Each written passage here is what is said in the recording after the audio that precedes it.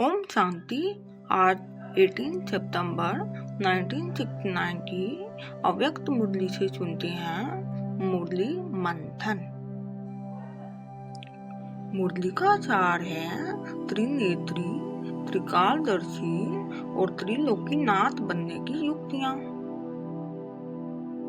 बाबा ने कहा, आकार को देखते हो व अव्यक्त को देखते हो। अगर अपने व औरों की आकृति को न देख अव्यक्त को देखेंगे तो आकर्षण मूर्त बनेगी। बाबा ने कहा, आकर्षण मूर्त बनना है तो आकृति को मत देखो। आकृति के अंदर जो आकर्षण रूप है उसको देखने से ही अपने से आकर्षण होगा। फिर बाबा ने कहा, जब तुम याद में बैठते हो तो देह अभिमान से देही अभिमान में कैसे स्थित होते हो? क्या कहते हो? बात तो बड़ी सहज है।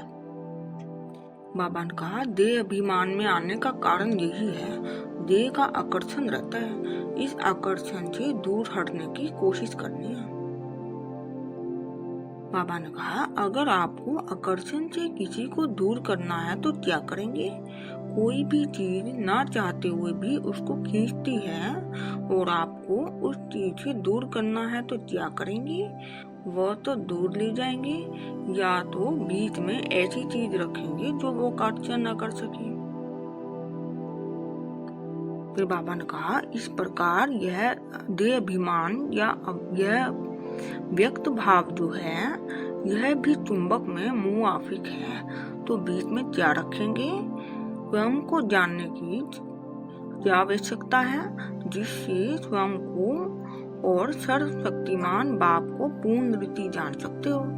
एक ही शब्द है, स्वयं को और सर्वशक्तिमान बाप को पूर्ण रीति जानने के लिए संयम चाहिए। बाबा ने कहा, संयम जो है जो स्वयं को और सर्वशक्तिमान बाप को समीप लाता है। अगर संयम में कमी है तो स्वयं और सर्वशक्तिमान बाप से मिलने में कमी है। तो बीच की जो बात है वह है संयम।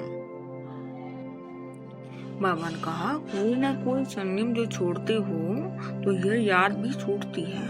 अगर संयम ठीक है तो स्वयं की स्थिति ठीक है और स्वयं की स्थिति ठीक है तो सब बातें ठीक हैं। बाबा ने कहा, तो देह की जो आकर्षण है वो बार बार अपनी तरफ आकर्षित करती हैं। अगर बीच में यह संयम रख दो तो यह देह की आकर्षण आकर्षित नहीं करेगी। बाबा ने कहा, 3 बातें याद रखो, एक स्वयं की याद, संयम और समय। यह 3 बातें याद रखेंगे तो क्या बन जाएंगे? त्रिनेत्री, त्रिकालदर्शी और त्रिलोकीनाथ।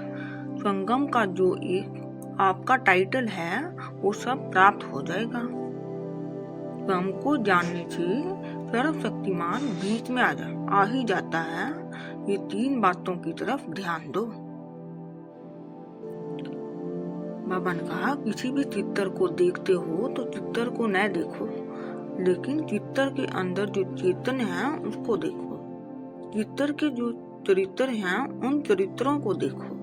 अगर चरित्र की तरफ ध्यान जाएगा तो चित्र देह के भान से दूर हो जाएंगे।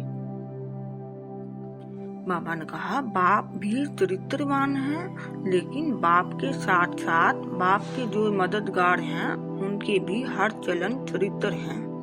तो चरित्र को देखो और चेतन और चेतन व विचित्र को देखो तो यह कहीं चरित्र और विचित्र। वर्तमान समय यही पुरुषार्थ होना चाहिए। बाबा ने कहा, अपने को बदलने के लिए पहले जो पुराने स्वभाव संस्कार हैं उनको बदलने से सब बातें बदल जाएंगी। आसक्ति में आ जाते हो ना, तो आसक्ति की बजाय अपने को शक्ति समझो तो आसक्ति समाप्त हो जाएगी। बाबा ने कहा, कोई भी आसक्ति चाहे देह की चाहे तो देह के पदार्थों की, कोई भी आसक्ति उत्पन्न हो तो उस समय यही याद रखो कि मैं शक्ति हूँ। बाबा ने कहा, माताओं को विशेष कौन सा विघ्न आता है? पता है? मोह। मोह किस कारण से आता है? मोह मेरा सबसे होता है। शुरू में आप सब जब आए तो आपका वायदा क्या था? मैं भी तेरी तो सब कुछ तेरा। बबन का पहला वायदा यह है, मैं भी तेरी और मेरा सब कुछ तेरा।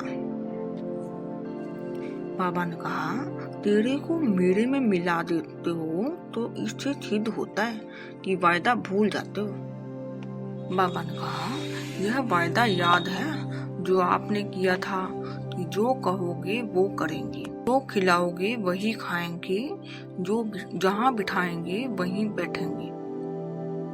फिर बाबा ने कहा, यह वायदा याद है जब आप तुमको अव्यक्त बर्तन में बिठाते हैं तो आप व्यक्त में क्यों आ जाते हो? वायदा तो ठीक नहीं निभाया। वायदा है जहाँ बिठाएंगे वहीं बैठेंगे। बाप ने तो कहा ही नहीं कि व्यक्त बर्तन में बैठो, व्यक्त में होते अव्यक्त में रहो। फिर बाबा ने कहा, पहला पाठ भी भूल जाएंगे तो फिर ट्रेनिंग में क्या करेंगे? बाबा ने कहा, ट्रेनिंग में पहला पाठ तो पक्का करवाओ। बाबा ने कहा, माताएं आप सब सरेंडर हो तो मोह कहाँ से आया? सरेंडर का अर्थ तो बड़ा है, मेरा कुछ रहा ही नहीं। सरेंडर हुआ तो तन मन धन सब कुछ अर्पण। बाबा ने कहा, जब तन मन धन दे ही दिया है तो मन में क्या चलाना है वो भी श्रीमत मिलती है। तन कैसे चलाना है, धन से क्या मिल करना है वो भी मालूम है।